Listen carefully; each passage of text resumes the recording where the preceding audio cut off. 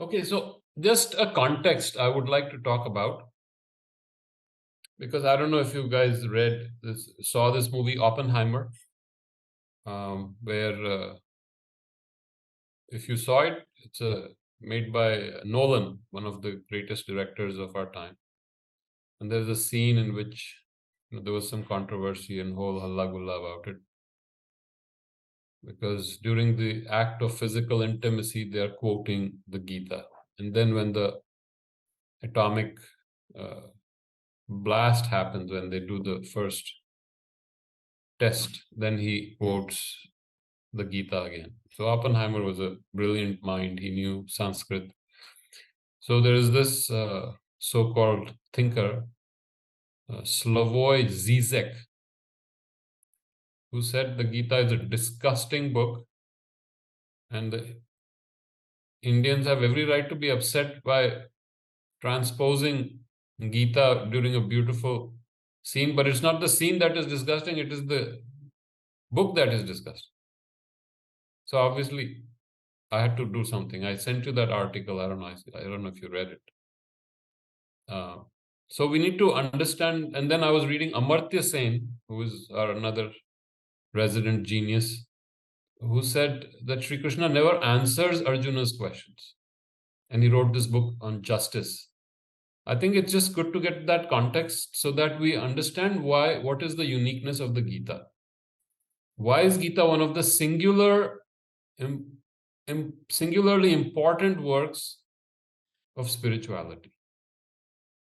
And I think Sri Aurobindo has beautifully explained it in Essays on the Gita, and I'll just kind of give you a simpler version in my terms, how I understood it. But of course, Sri Aurobindo is very intense and beautifully describes it.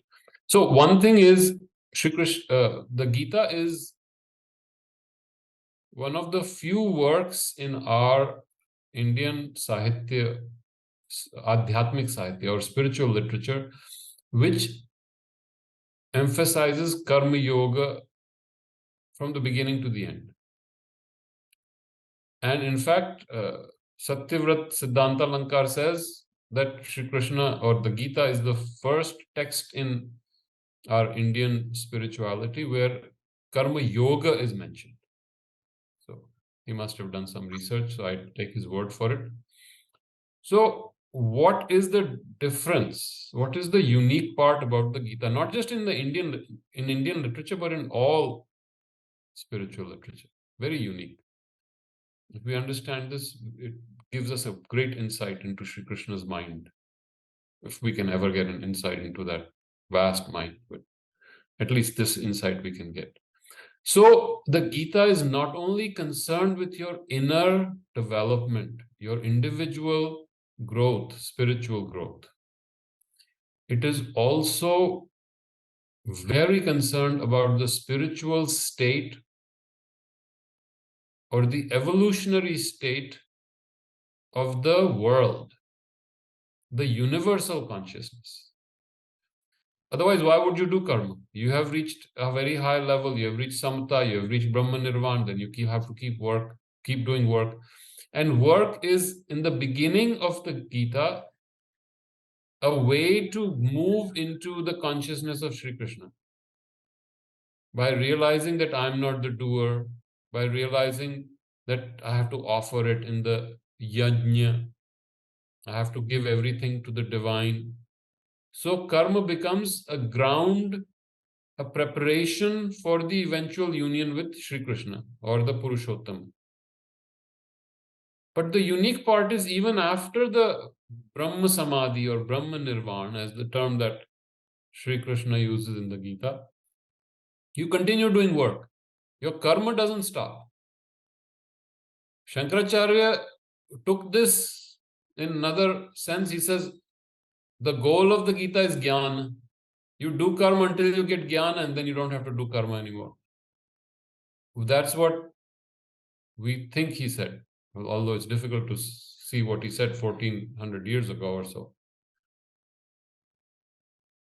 But the Gita doesn't say that you stop karma at the end once you get the jnana. In fact, the karma becomes truly a means for Lok Sangraha. That is the term that Sri Krishna uses. Lok Sangraha. Why should you keep doing work? For Lok Sangraha. What is Lok Sangraha? Sangraha is to bring together. Sangraha, right? In Hindi. Lok, bringing people together for what? Together for Sri Krishna's work of spiritual growth of the universal consciousness. Because Sri Krishna came as an avatar, bringing a new consciousness, but he uses the word Lok Sangraha, bringing people, and Sri Aurobindo describes it beautifully, bringing people together, consciousness of people together. And if you remember the last Sukta of Rig Veda, Samani va Akuti, Samana Hridayani va, one be your aspiration. Samana Hridayani va, your heart be one. And then he goes on to say, one in mind. Samanamastu vo mano. Yatha va susahasati. This is the way you're going to come together. Susahasati.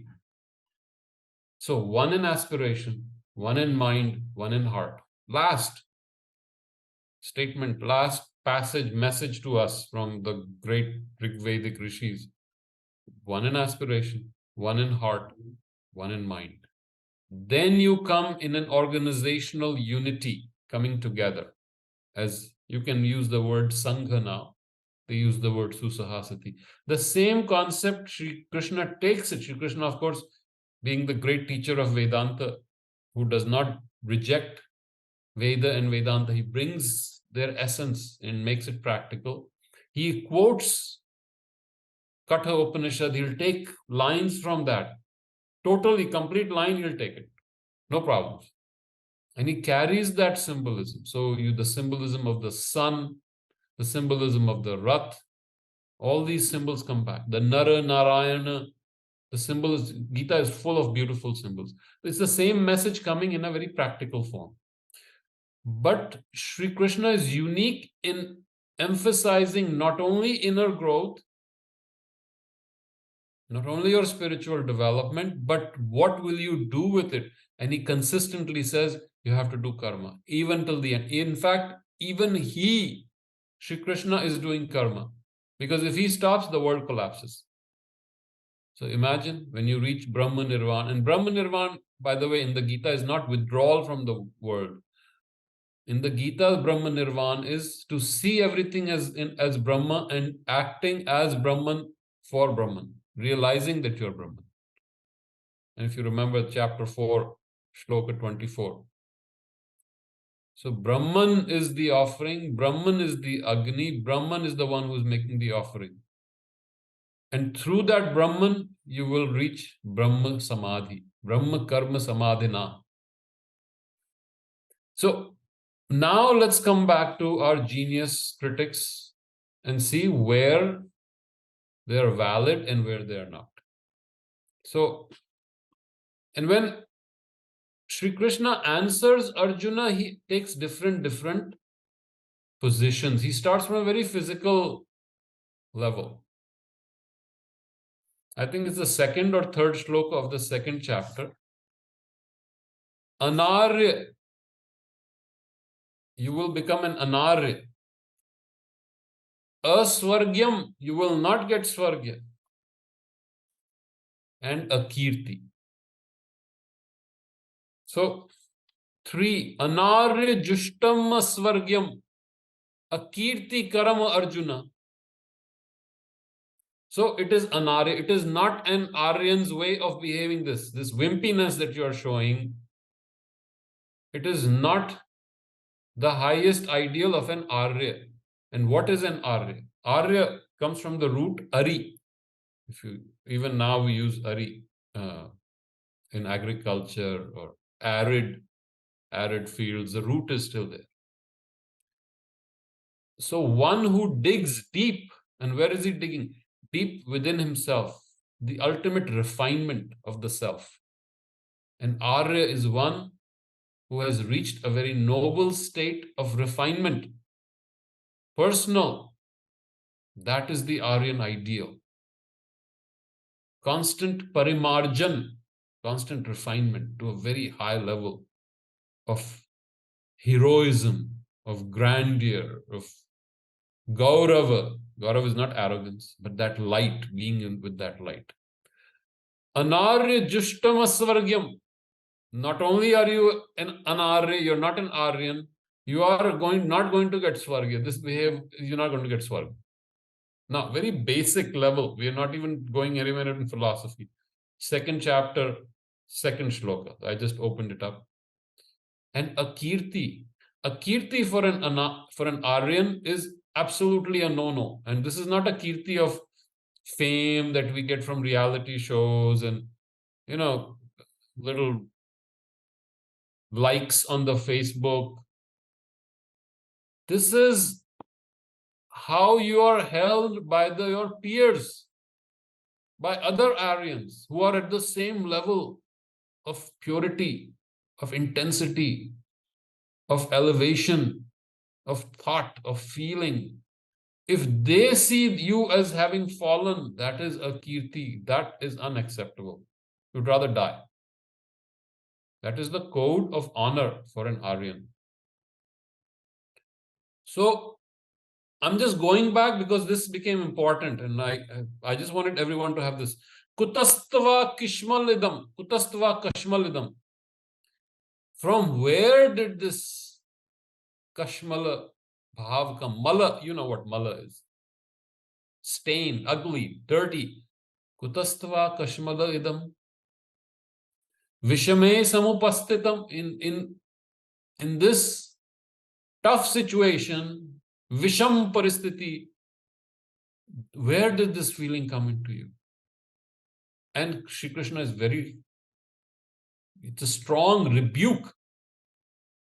It is not a gentle, theek hai, diplomatic.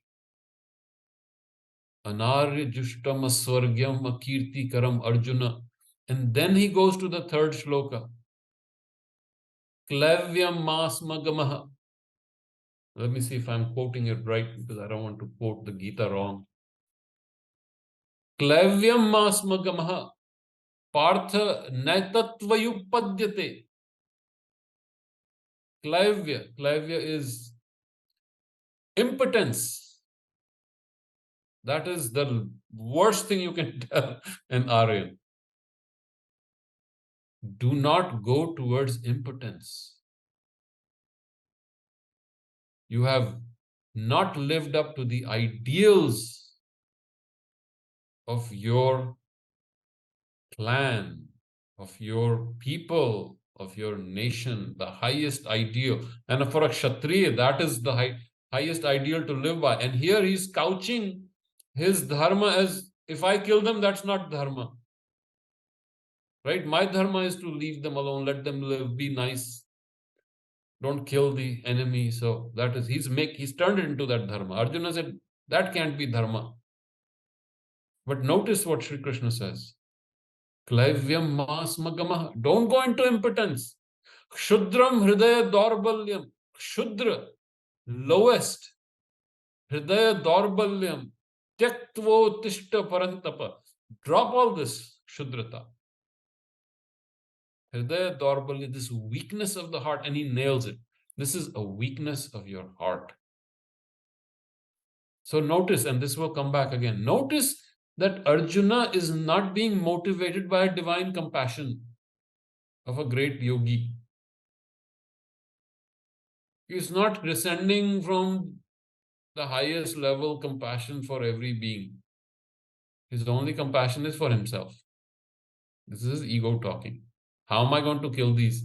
And these are our people. Our people means, again, what is this our people? Either you have compassion for everyone. The moment you have compassion for our people, then what happens? Then your ego has come in. Or a very narrow way of looking at life. So let's dwell on this for a moment. And let's come to now the arguments used by others. First thing we must understand, as Amartya Sen says, for justice you have to have two things. One is you have to look at the consequences. Two, you have to be objective. So he calls it comprehensive consequentialism. So he says Arjuna had greater idea about consequences. You're killing people, people are dying. How could you? He's right. From Amartya Sen's perspective, Arjuna is right. And Sri Krishna is wrong because he never answers. But Amartya Sen is not reading the whole book correctly in its right context. So let's look at the consequences. Comprehensive consequentialism is this theory about what justice should be, and second being objective. So let us look at the consequences. If Arjuna had decided not to fight and give up and let the enemy, let the Kauravas kill all the Pandavas and rule, what would have happened? Right? There are only two options. Decision tree goes like this: I fight or I don't. I live like an Aryan. I live for the right, the truth, or I give up and be a wimp. I follow my narrow, petty sentimentalism, my vital reactions, my emotional issues, my weakness in carrying out the work for which I have been trained all these years, which has come to this culmination. And now the chosen instrument of the divine himself is backing off, obstructing the will of the divine. So his option is, okay, leave it. I don't want to kill people. But do you really think that would have prevented the slaughter of people? In fact, it would have been worse. Duryodhana would not have suddenly become a saint. Dushasana wouldn't have become Sushasana and had everyone in a nice, harmonious, spiritual consciousness in Loka Sangraha. In fact, the opposite would have happened. They would have slaughtered all the people who had trusted Arjuna. They would have killed them. The unrighteous would have won, creating a standard for the future and putting the whole universal order and dharma in topsy-turvy. The entire framework of this universe, of the world as we knew, Bharata, would have been destroyed. And today we would not have been discussing this because that negative Asurik Shakti would have taken over the world order. So let's accept the fact that it is not even logical or ethical to give up and run away. It is actually a bad consequence. It is a far worse consequence. And if you want to take a modern example, which annoys people a lot, but I'll give it anyway. In fact, I'll give two examples. Is Hitler. World War II, when Hitler, the Asura, was taking over, what was the option? So there was one section led by M.K. Gandhi, says we should transform his heart with love and with soul force. Well, that heart was not going to get transformed. Asura's heart does not get transformed like this. You need the highest Devik Shakti. A human's soul force is very puny, petty.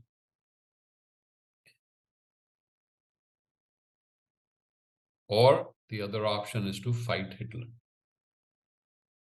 And I think most of us people will agree that if Hitler had taken over the world, it would have been worse than the British imperialism, which was bad enough. It was not all hunky-dory for us. We were not having a party. But this, he would have absolutely destroyed the fabric. Spirituality, there was no spirituality in Hitler because he was representing the asuric force of darkness, racial superiority, and control of everybody else. The second example I would like to take here is, remember, this is a civil war. This is not a little battle between two people. This is a civil war happening. And if the last civil war, if you remember, the real major civil war, of course, there are so many civil wars going on, but the one that I would like to talk about is the US Civil War, 1861 to I think 1865. And what happened? Lincoln was standing up for an ideal. And he was racked. Should I be doing this? And so many people are dying, and the guy in 4 years became old. He lost so much. He saw the devastation, the slaughter. People were dying, and yet he stood up for some true principle, something that freed up human spirit in that nation, and then subsequently other nations too. Remember, that ideal in an imperfect form continues. So would we have sided with the South, the Confederates, because we didn't want to have a fight? And Lincoln should have said, no fighting. Okay, you take the South. Let's continue with slavery. You guys have your own country. Split the nation. Obviously not. So if we can justify Lincoln's fight, the stakes in this yuddha are far bigger. That is my submission. So I just wanted to contextualize. So if you hear this, we need to be very clear about what the stakes are. A lot of people will attack the Gita as a book of violence. Zizek says it's a, what did he say? I don't even want to say it. He just said it was a disgusting book. I wanted to slap him. I wasn't there. But this is the mindset of the so-called humanists, the non-violent people, the people who love humanity, who love everyone. But they don't really. It's a very petty, superficial way of looking at things. And ahimsa is not the dharma right now. This is not the yuga dharma. We are having two wars right now, and those are the two wars we are seeing. There's countless wars happening, which are not physical wars, but countless other battles happening. This is right now human nature. So in this, to say that war is not a reality is an illusion. Now, what is Sri Krishna doing? Sri Krishna gives you the most extreme situation. If you read the Buddha, Buddha is very nice, quiet, peaceful, reach the nirvana, drop all this, and you are good. But if a war is going on, what would the Buddha do? If Buddha were here, what would he do? Would he say, have ahimsa, or would he say, I'm going to fight? I'm going to support you guys. If we consider Buddha as an avatar of the Vishnu, you already have the avatar. Sri Krishna himself is saying, fight. In fact, there's a very nice, good writer, very sympathetic to the Vedanta, Stephen Mitchell. He translated the Gita, and he says, he also made this mistake. He also says that Sri Krishna's arguments are weak. He's more a follower of Maharshi Ramana. Obviously, if you're a follower of Maharshi Ramana, you're going to be very quiet and peaceful, and which is fine, nothing wrong with it. It's beautiful. But then Stephen Mitchell himself says, if Hitler were here, would the Buddha have taken sides? Yes. The Buddha would have fought against Hitler.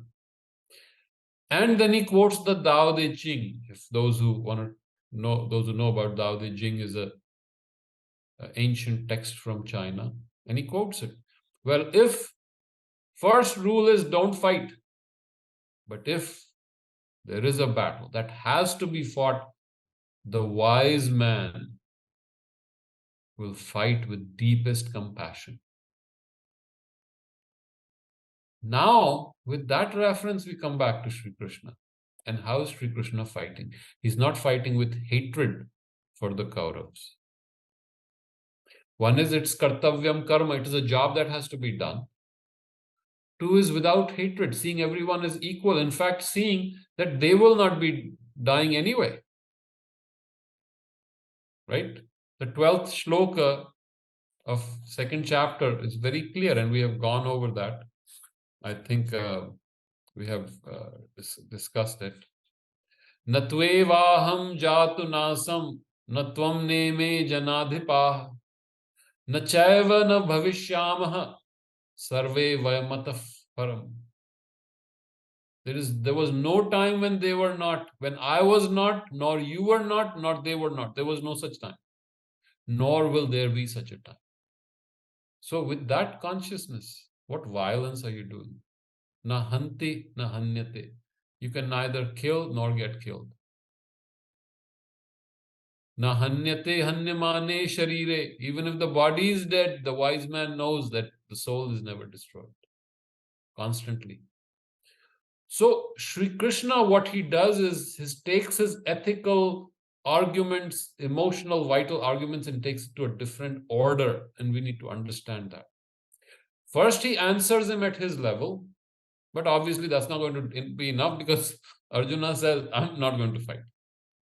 By I think the 9th shloka, he says, I'm not fighting.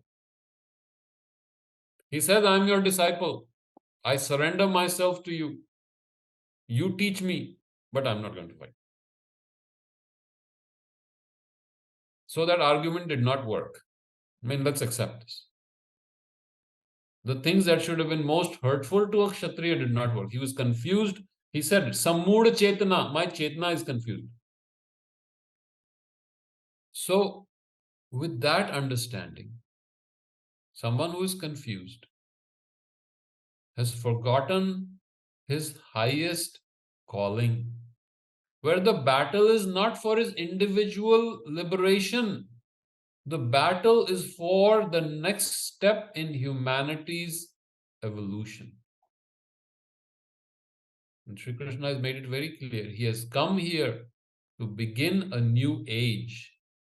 He has come here to destroy the asuras. If these asuras would have been alive today, imagine. Even all the troublesome leaders of today would mean nothing in front of these asuras. These asuras had not the slightest sensitivity for any human's pain or suffering. The dark force that only takes everything to itself, that assumes it's all for me, I. That is the ego of the asura. This world is all for me.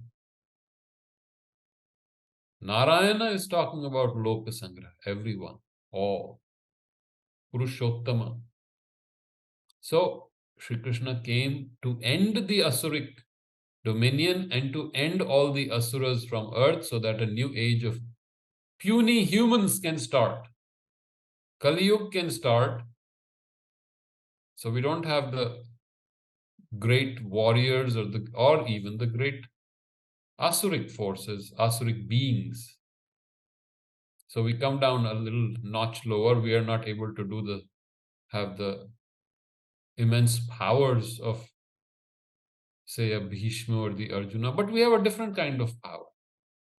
We have the power of the psychic, which can go even higher, which has the potential to go even higher. So understanding this contextually is important. If someone like a Zizek says that this book is not only unspiritual, but is not worth studying, then we should go back to his own ideals. And he was profoundly influenced by Hegel. Friedrich Hegel was a great German philosopher. And you may remember Hegel, those who know Marx or have read a little bit of Marx, thesis, antithesis, and synthesis. This was Hegel's.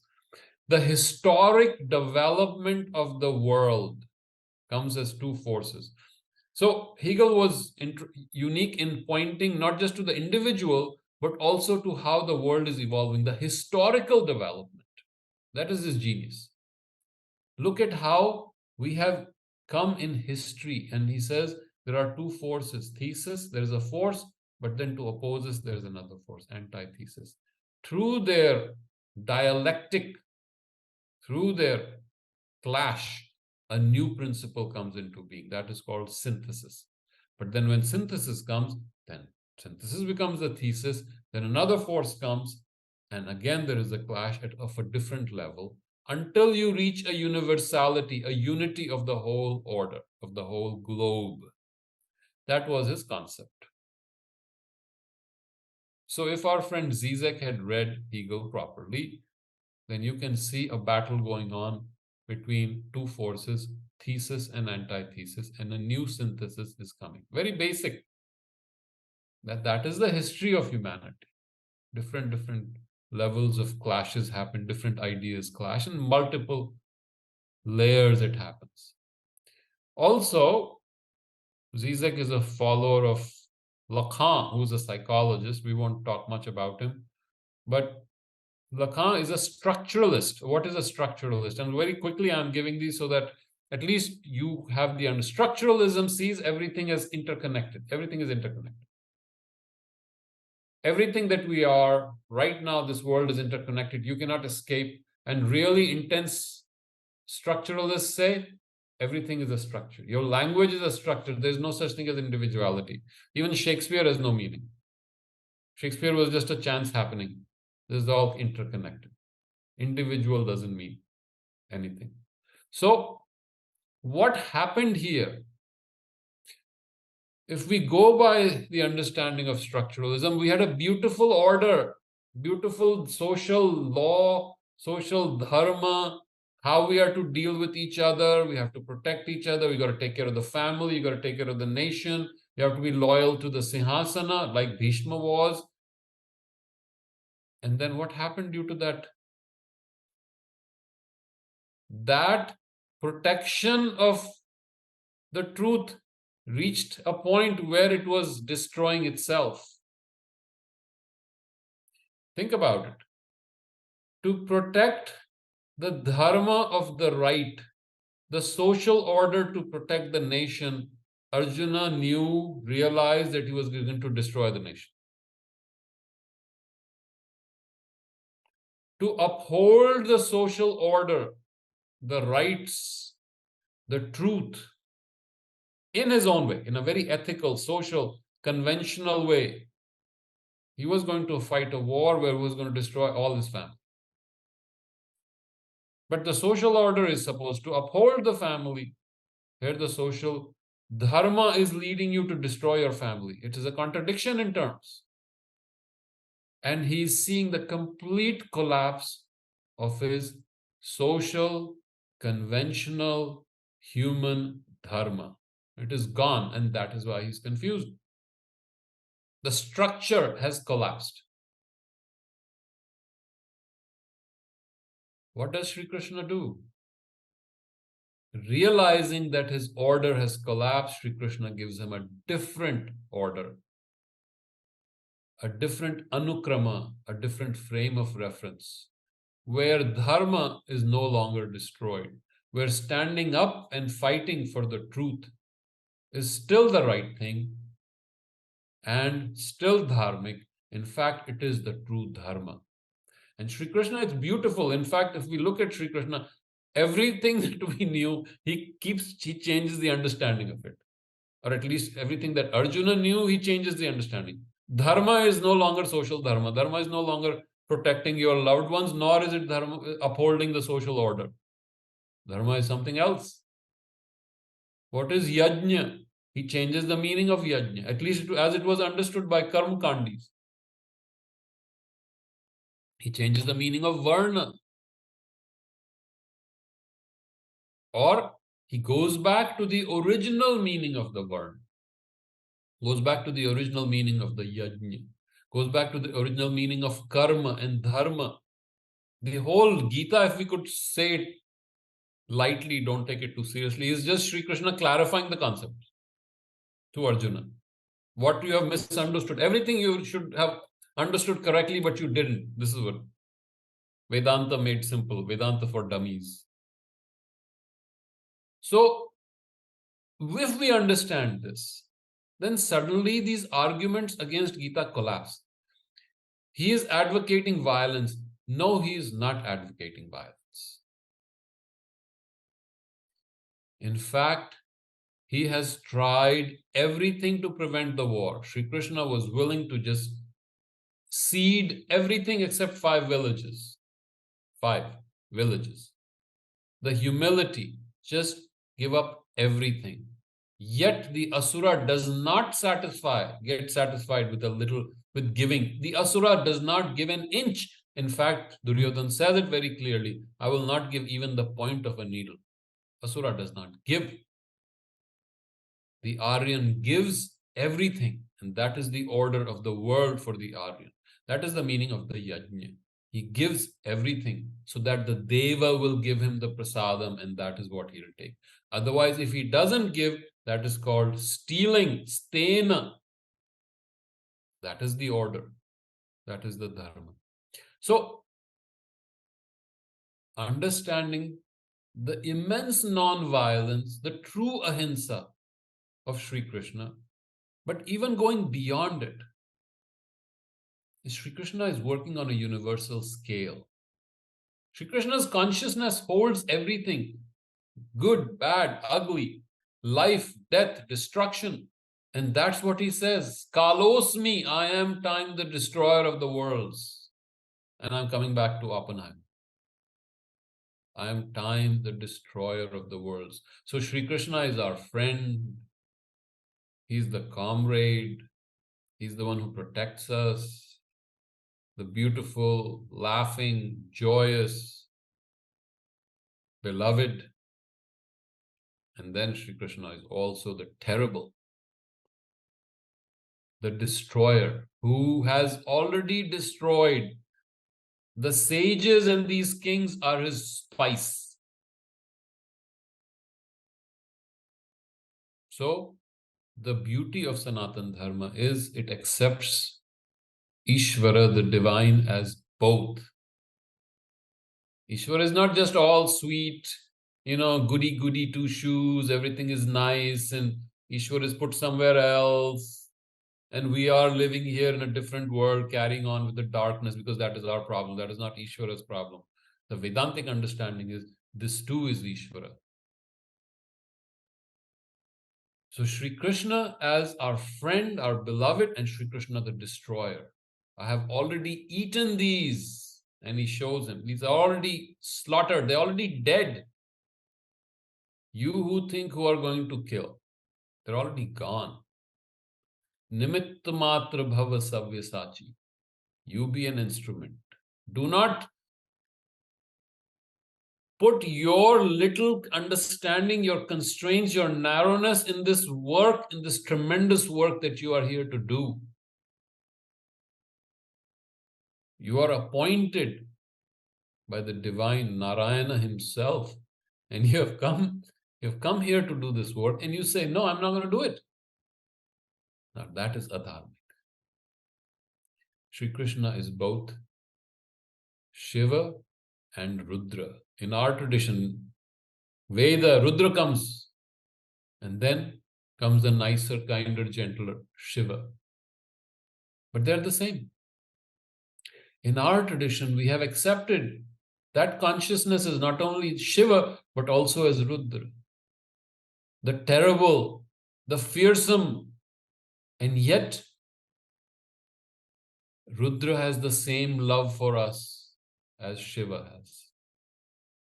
The love of Rudra is not that Rudra hates us. The love is there. We just don't see it. But those who love God as both the benign and the terrible truly understand God. Ishvara is both Sri Krishna, and Ishvara is also Kali. And if you've seen Chandika with all the skulls around her, completely nude, dancing on and holding the head or some Asura, blood dripping, and we worship that too. Because that too is the divine. So in Sanatana Dharma, accepting this as an intimate part of our existence, the reality, not covering our eyes. If Gita had just said, fight because you have to, this is your duty, it would not be the Gita. If Gita had said, no, no, no, just go and work for your own salvation, modern thinkers may have loved it, but there would have been no modern thinkers. These thinkers would not have been here today to argue for such a thing. The entire world order would have taken away human freedom. So, understanding this context, that the Gita is not only about individual salvation, but humanity's salvation. Lok Sangrah, humanity's elevation and ascent. And that is not wimpy business, that is a terrible business. Not that we are advocating going and killing people, but that also is the truth of the divine. With immense compassion, you destroy the enemies of the truth, because that is what they need for their own journey. For their journey is also towards the truth, but it's deformed, it's distracted, and you, as the instrument of the divine, will help them by destroying them out of compassion. Now, if we understand this, then I think all of us, as we study the Gita, suddenly see that as an amazing, beautiful, extremely honest work, realizing all the difficulties of our present life and human order, humanity's existence on earth, yet giving us the only solution that works. And Sri Krishna says that too. So today, I know I went a little bit beyond all this, but I think it was something that I just came up, and I sent you a little brief outline of my draft. I don't know. I think we took care of the sixth one. Nasato vidyate bhavo, na bhavo vidyate satah, ubhayorapi drishtonta tvanyos tattva darshibhih. So next shloka is again part of the same. Avinashi tu tadvidhi yena sarvam idam tadam. Vinashama vyayasyasya na kaschit kartum arhati. Beautiful. Know this to be indestructible. Avinashi tu tadvidhi. Vidhi is to know. Yena sarvam idam tatam. That which is pervading all of existence. Vinashama vyayasyasya. Avyaya.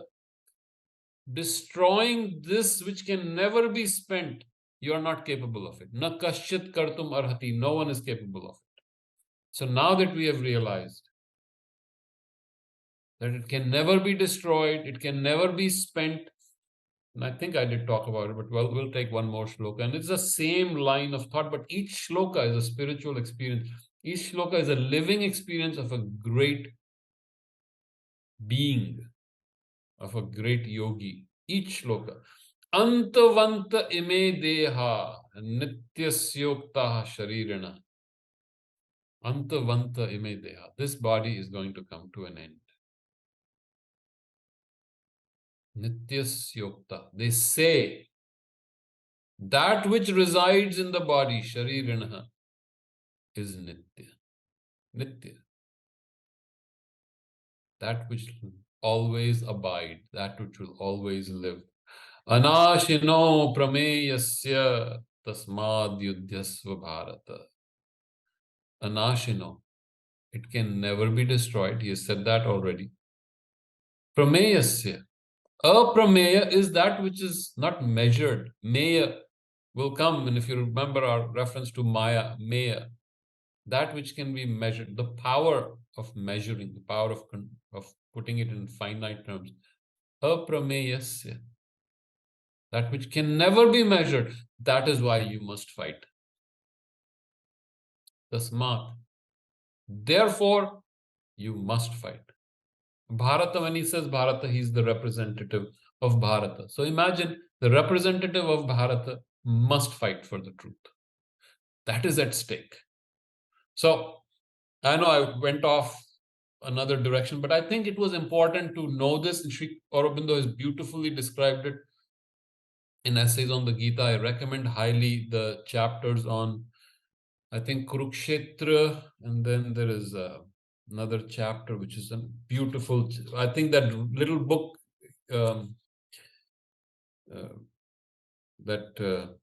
Gita for the Youth, has a beautiful section on it. And if you want to read that chapter, because this will give you the ability to connect with Sri Aurobindo. What is he talking about? I think it connects us with the genius that Sri Aurobindo was. Because remember, Sri Aurobindo, when he fought for Indian independence, the first one to say India will have a complete autonomy, also did not exclude violence, insurrection as a possible approach to kicking out the British. In fact, he had a two-pronged strategy. One is a national awakening. The second one was armed insurrection, creating centers which would be ready to take on as revolutionaries, to throw them out. Unlike M.K. Gandhi, he did not completely rule out Hinsa, because this Hinsa was not Hinsa. This is to protect our inalienable right to be free and to define our own destiny and create it. And then he went, of course, into Swadeshi. That is the first time Swadeshi came. Our own education system, boycott of British goods, all this came at that time. So in our own times, that Dharma Yuddha has not ended. It continues. And the Gita is a very powerful way to understand, in the most intense and difficult circumstances, how we can carry on with that consciousness of Sri Krishna, of the Purushottama himself, and act, offering everything to the Purushottama, realizing that it's the Purushottama who's doing everything. We are doing nothing. We are non-doers, and being completely surrendered in this universal yajna that is going on. So I think if you guys have questions, I think one question came from on Bhishma. I just saw that. We'll be happy to take it if you want. Yeah, Rajesh has posted a set of questions. The first one is, with this background, was Bhishma Pitamaha not doing the right dharma when he had to be on the Kaurava side, opposite to Sri Krishna? Of course not. Of course not. Dharma is only where Narayana is. That is dharma. You can't stand against Narayana and say, okay, I'm doing dharma. It's like almost like, who's that? Was it Ravana who said, I'm fighting you so that I get killed by you, so I get absorbed by you? Yeah, not really. You can say that as an emotional logic, but in a dharmic, in a comprehensive understanding, how can that be dharma? Knowing Narayana himself is transforming the world order, bringing humanity to a new stage of existence. How can you stand up for a partial dharma? I'm going to stand by the Singhasana. That is my understanding. You may or may not agree, but that is not dharma. Then how is Arjuna wrong? Give up everything and let them win. No, a partial dharma is no dharma. He stood for things that were being wrong, and eventually he aligned himself with the asura. That cannot be dharma. You can argue, you can say, oh, it was his circumstance, it was his situation, predicament. No, sorry, don't accept it. Man, Sri Krishna kills him with all the divine compassion, with all the respect for Bhishma. What does he do? Kill him. All the things that are needed are done to kill him. Shikhandi comes, he knows his ancient, the prana taken by Shikhandi, in fact, Ambalika, I think it was Ambalika or Amba, I forget. I think maybe Amba who had taken, and that was she had sworn that she would be the end of Bhishma. So Sri Krishna facilitated it. But Bhishma is not the apostle of Dharma. If there is anyone who upholding Dharma, it's Sri Krishna. I hope that answered. People get into all kind of tangles trying to justify Bhishma. Nope. Don't justify. So his next question is, with the agency framework in Karma Yoga, how does dharma come into the agency concept? That is, if someone pushes one off a cliff, one can say that it is not me who is doing it, but there should be a dharma/moral concept. If you are in the consciousness of Sri Krishna, completely identified in your will and your consciousness with that consciousness of the divine, of the Purushottama himself, do you think you're going to push someone off a cliff? And if you do, and it's Sri Krishna's consciousness that is working through you, then that is what is meant. And maybe that's what Sri Krishna needs to do to end that life. And so be it. But are you in that consciousness? You cannot hide behind the fact, oh, okay, I'll take Gita's logic as justifying, and I'll just do whatever I need to, and then say I'm just an instrument. No, conscious instrument, an instrument totally surrendered, which means no personal preferences. Sarvarambha parityag. Sarvarambha parityagi jo mad bhakta same priya, as Sri Krishna says. Sarva arambha parityag. Can you initiate anything then? You cannot initiate anything. It's Sri Krishna initiating that. Understand that consciousness. You will not push anyone off the cliff. You can't. Not out of your choice. But if Sri Krishna wants the person pushed, then that is the dharma. So this agency is talking about is the more of like a karta bhav, right? That I am the doer. I think Sri Krishna constantly is, at least not I think, Sri Krishna constantly is talking about not having the karta bhava. So I think agency, when he's saying using the word agency, I think he means instrument or nimitta bhav. I think, I could be wrong. We can go back to Rajesh? the question. Yeah, no, I think my intent was if I'm just an instrument and Sri Krishna is getting that through me, that's how I am interpreting that as an agency framework. And You if are the that's the agency. case, yes. And the reason I keep asking this is sometimes in our lives we just keep doing things and not and then sometimes we just justify like, hey, this is how, or something is getting through me without putting a dharma lens or a moral lens.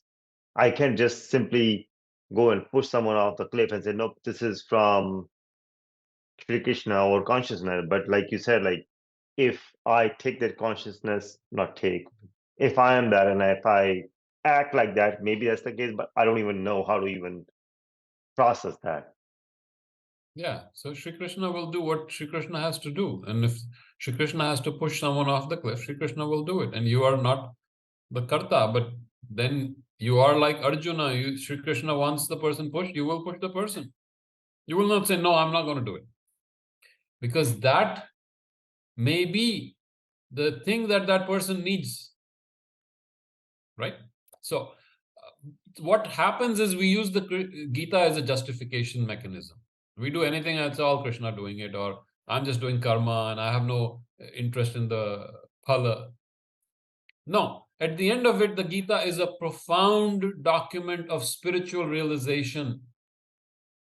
It is not that one shloka says karmanyavadikaraste mafaleshu kadachana. That's only one shloka.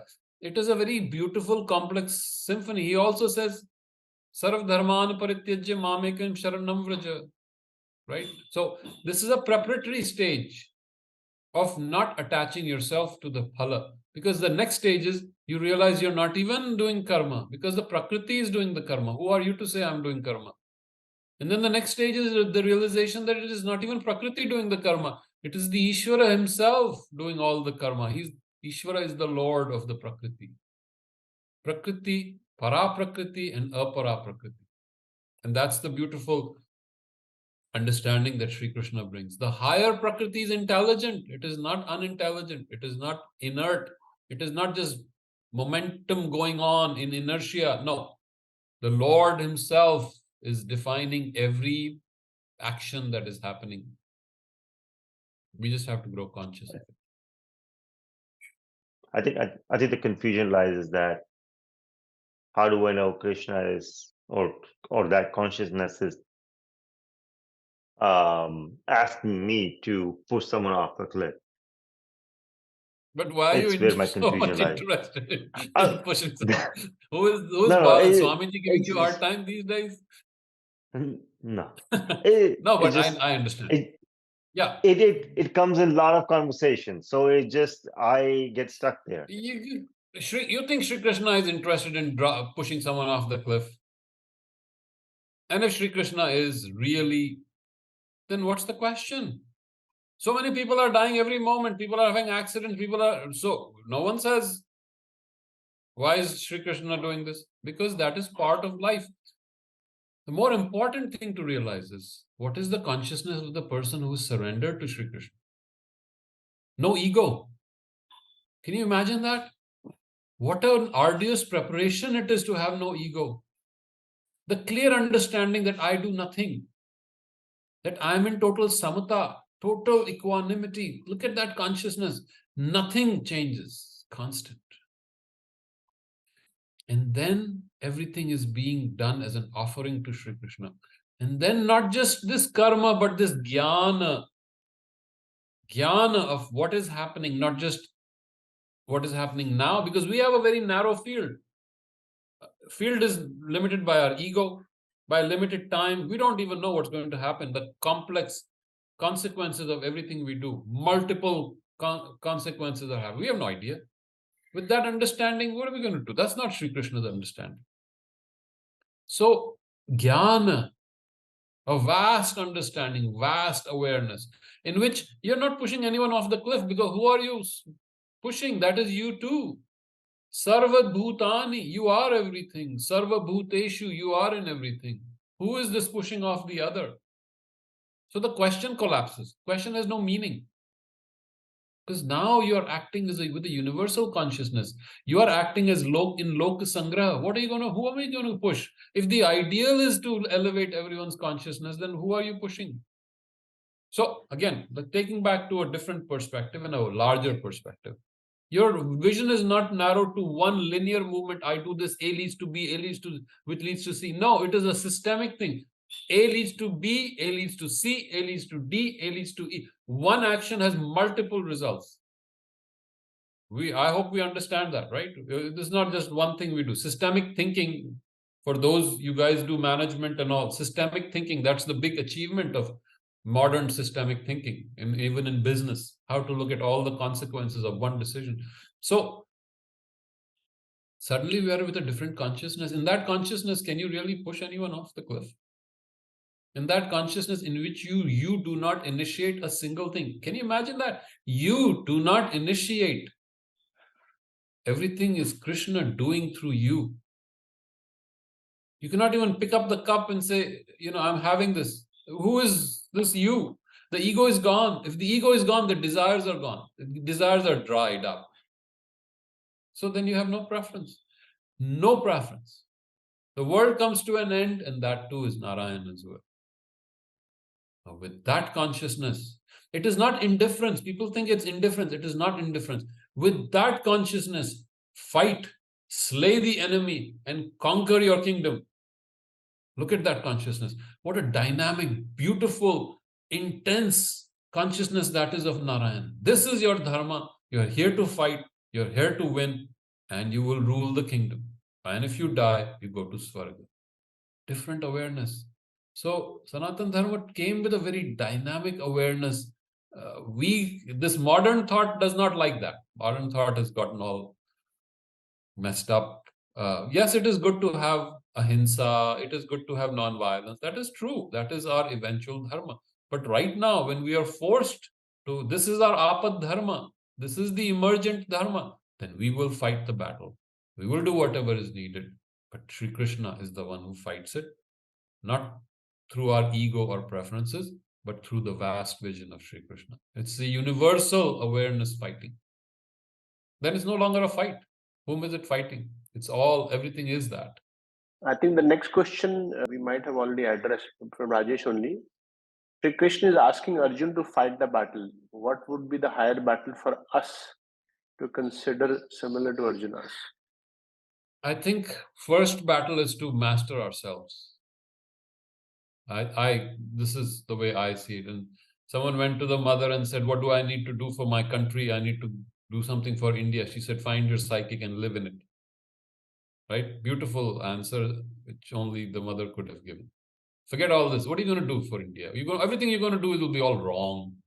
You're going to give food to someone. There's someone begging, and you give him the money, and then what is he going to do? Drink alcohol? So we don't understand what the consequences of our decision are unless we are in that consciousness. Then whatever you do will have Shubha, Mangala as its results. Kalyanam, Jagat Kalyana. Then the true Jagat Kalyana will happen, because you're incapable of doing that which will cause a negative movement. Even the so-called negative movement will be a positive thing. So what should we do? Find ourselves, find our psychic, find our truth and live in it. That's the first thing. Whatever work we are doing, and then you're going to say, what, am I going to sit in a room and just do that while my business suffers and super Morpheus and all the money I have to make? What is going to happen to that?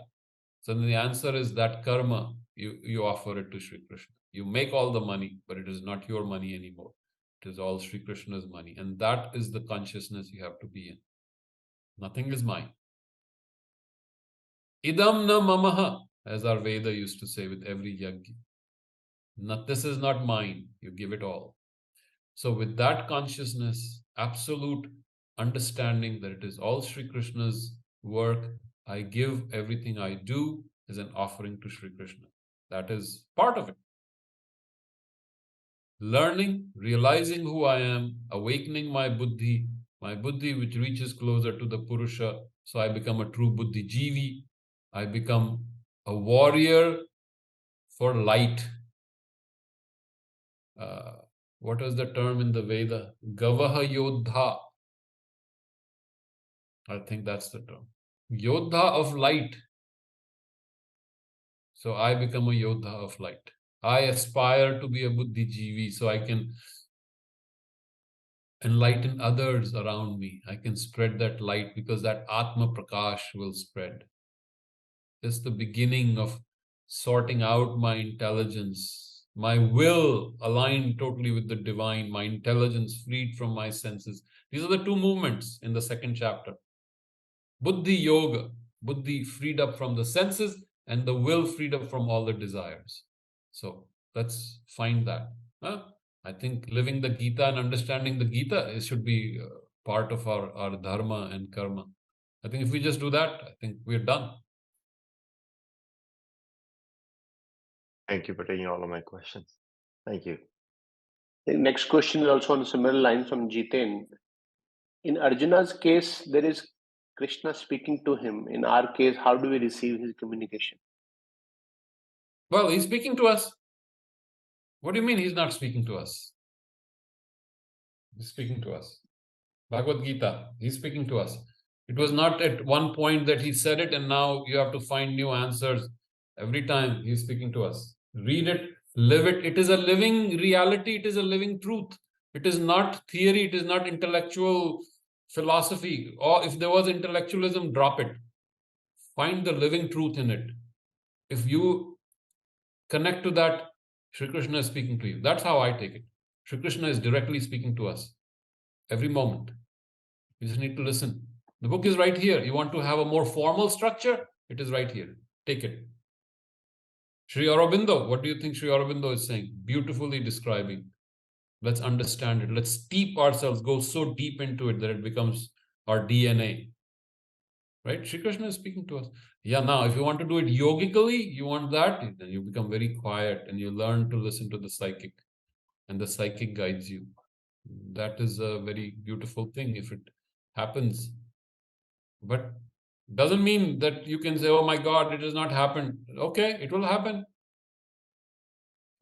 Yo yat shraddha sa eva sa. Have the shraddha that it will happen.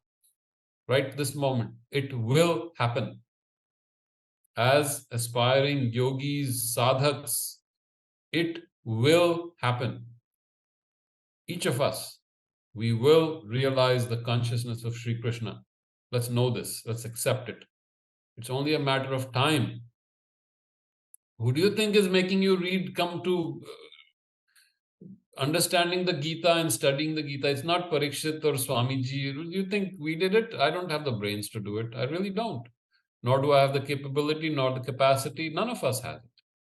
So we are humble instruments, and that's what we're trying to do. Sri Krishna is speaking to you. Every moment Sri Krishna is speaking to you.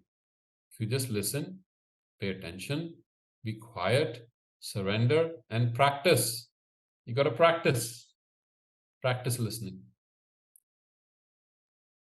Start paying attention. Start paying attention to your own inner being. That is Krishna. Krishna is not somewhere outside in the clouds. Krishna is right in you. I am at the center of every being. Right? Shri Krishna will say that in the Gita. He's in the heart of every being. So he's right here.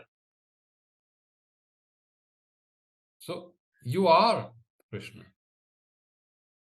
So every moment, there should be no doubt about it. I am that. I know mentally you say, oh my God, this is what, nothing is flying here. Brain is not understanding it. That's okay. Shraddha, that Shraddha, I am that.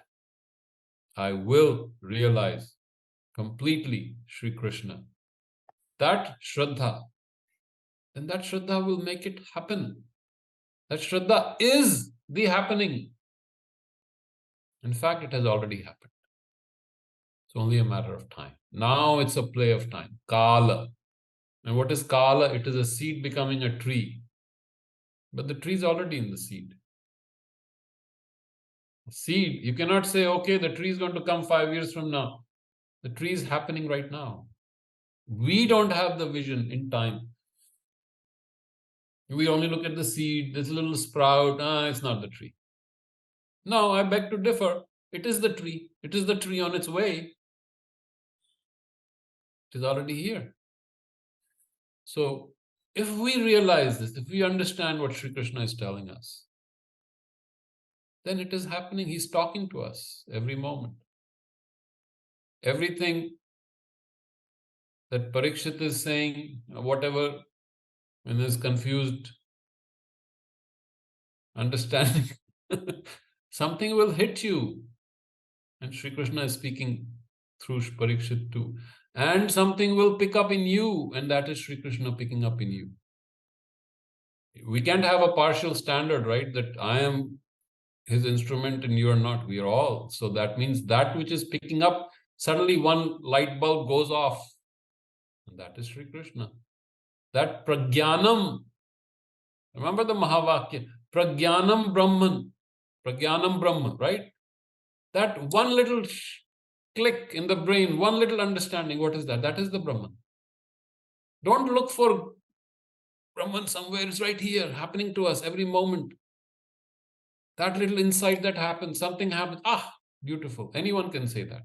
Someone says something, that is pragyan. So Sri Krishna is talking to us, and Sri Krishna is listening through you. If you understand that, then I think it's a matter of time. So you got to be patient. I think, who is that? Partha Dada says this.